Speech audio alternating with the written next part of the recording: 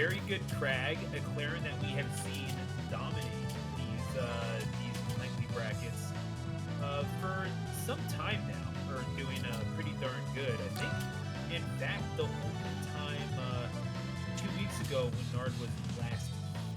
No, wait, actually, Nard was here last week. Yeah, this is a run back from top two of last week. I think both of them were in winners. Nard was double eliminated by Cheesy, losing in winners finals and then in grand. So, you know what? Tri-State's really good at this video game, but these two are, at least in a fusion dynamic, are kind of separating themselves as the players to beat without someone like Solar Beam or BBats here to throw another wrench into the works. But you know what? It's iron that sharpens iron, or whatever Clairen's sword is made of. Plasma. There you go. I'm pretty sure that's not something that can be sharpened. I'm pretty sure that's just another state of matter. Either way, the truth of the matter is that Nard is up 3 stocks to 2, drawing first blood on CheesyPotato here in Winners Final Fusion. Oh! It immediately CheesyPotato answering back, and you gotta love it. Like, Kragg is going to Kragg is the definition, from a character standpoint, of reaching into your bag. Because the character has just so many things that you have to look out for. And a lot of those things are only really avoidable preemptively. And then the opponent can just set up those openings to be created manually. In the case of the earlier one, it was a forward air, recognized DIN, jump, command grab, you get the stock. What Nard is doing super well is never letting those openings get to his head. Like, play your game against Kragg, because the main thing to do against him is just to hit him. It's just to make Kragg feel heavy and slow. Not that he's slow, but heavy, and getting hit is a conclusion, and avoiding things is a whole lot harder. Cheesy, never far behind, though. That forward strong was very well anticipated, and we've got ourselves a final stock here for game number 1.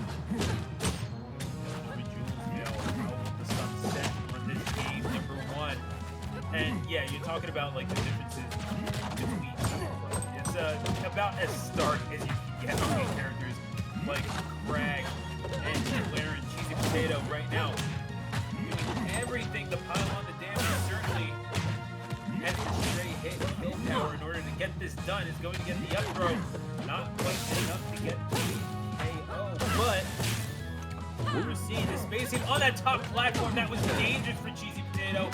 Perhaps a warning shot is going to get the kill off of. Was that? I didn't even. So that was. Was that up tilt? No, that was down throw, down strong. Okay.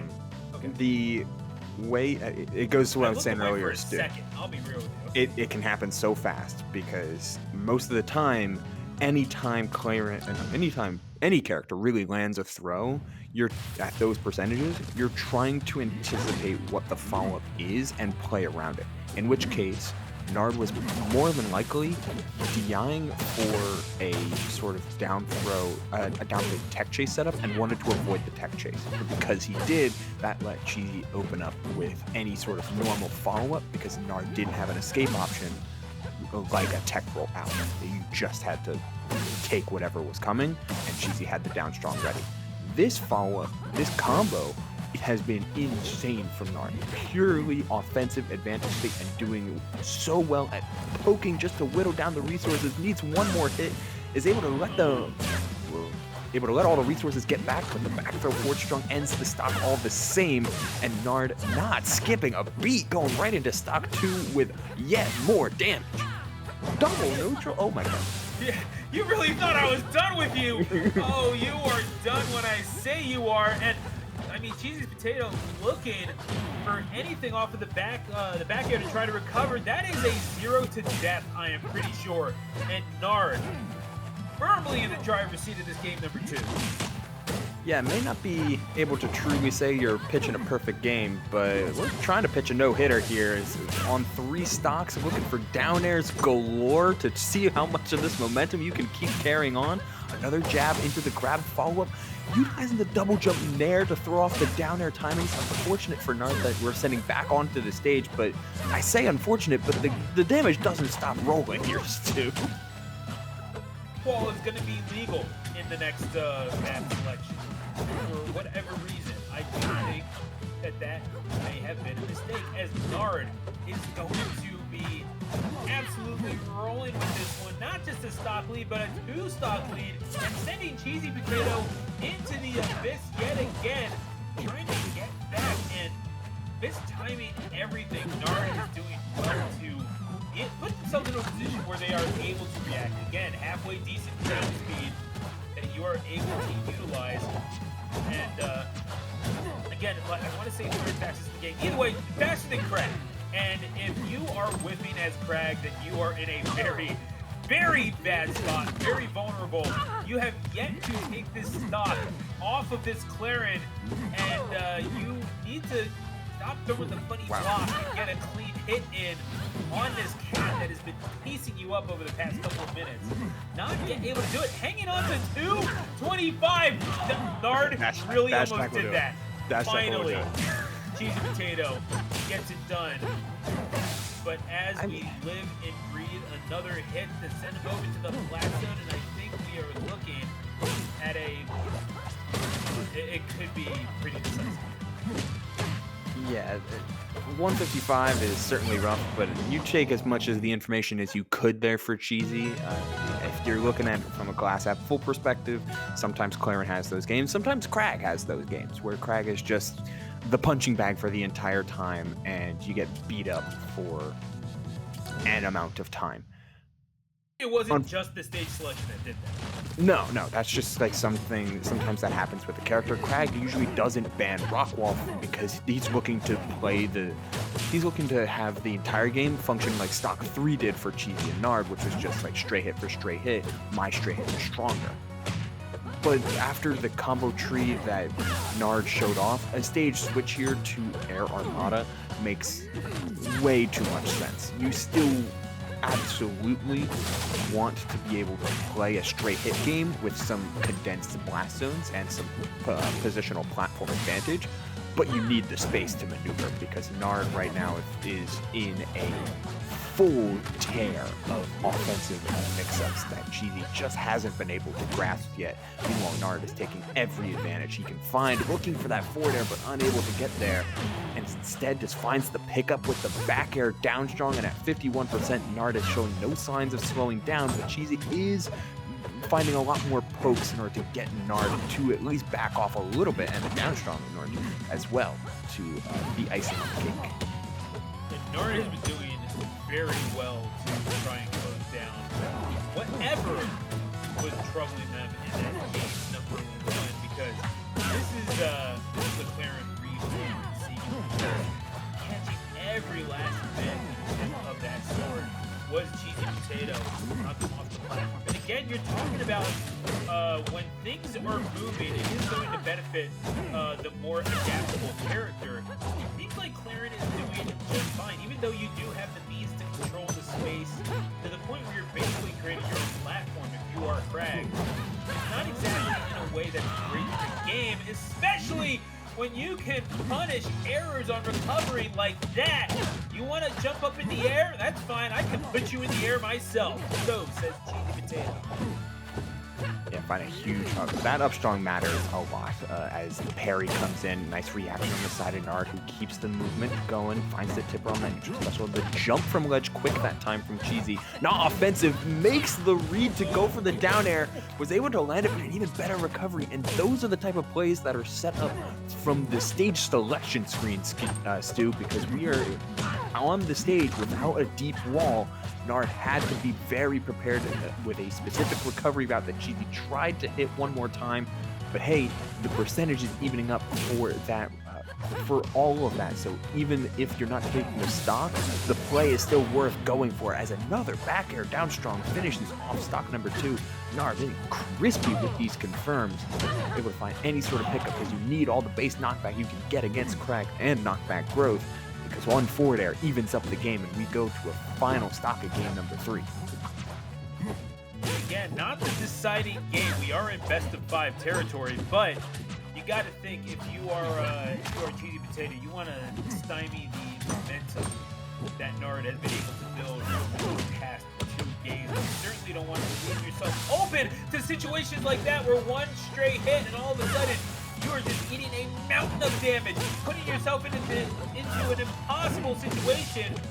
You do have a little bit of a foothold in that platform. Those pillars shooting up from where I have no clue. But again, you're getting into the item lane, you're utilizing those bricks. They are hooked up with now intent. And Nard is going to use them to their advantage as well as Cheesy Potato trying to get her feet back from under her.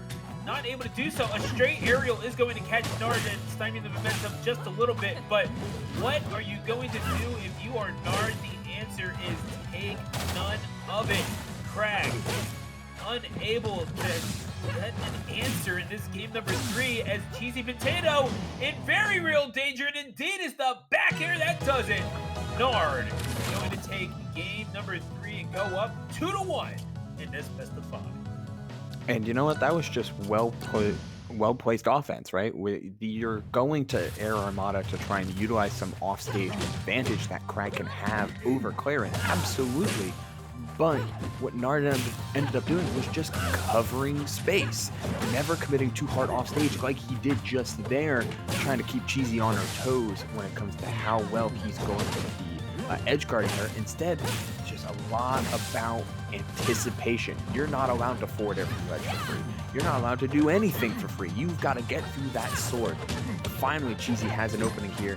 Not getting a ton off of these throws, and the anticipation, that overshoot from Nard was insane, and we're going to land the forward air too to finish off the stock. If Cheesy's plan was to try and shorten the blast zones even more, well, her plan might be working, but it's also going both ways. Yeah, exactly. As we are going to see now just a little bit of a struggle in order to implement the further. For Clairen, you're cutting off the middle of that stage. That pillar is awfully fragile, but it can provide a bit of confidence as Nard is going to find out. Here in the theory course, do you find that any of these characters have a decisive advantage at this stage? Because, I mean, I would imagine Clairen is a little bit tough taking someone who's playing a player to this stage. Obviously, Cheesy Potato likes it. I think this is a matter of both of the characters on screen like this stage for different reasons. Kragg really likes it because the off-stage is fast. It lets him create a lot of mix-ups from a disadvantaged position and turn his bevy of unique tricks into pure offense. It helps as well that the stage itself is rather small. You're able to force interactions directly with Kragg as he's one to take advantage of. That is the exact reason that Clairen loves this stage. The platform is always beneficial to try and set up on, and you're always saying, hey, if you want to go through any amount of stage, you have to hit me. You have to go through me, and that disjoint is unforgiving at the best of times, and absolutely lethal at the worst, as we're seeing this combo open. That was an insane hitfall with fair one, going for the second one, as Cheesy has been off stage this entire time, looking for reversals, looking for coverage, looking for some semblance of control, and able to find it with that Hail Mary down air into down strong, getting the spiking hitbox after a jump from Nard to actually land to that confirm. And now we get the chance to see Cheesy kind of doing what she was been known for in Rivals Reaper 1, which is maximizing off-stage game with these pillars. You can force the game to go longer as Kragg and perhaps find an opening, but not an opening enough because that nair was fully anticipated. Super late double jump usage there from Nard, and then the fast fall nair into the Dacus. Clean pickup for a 3-1 to Nard.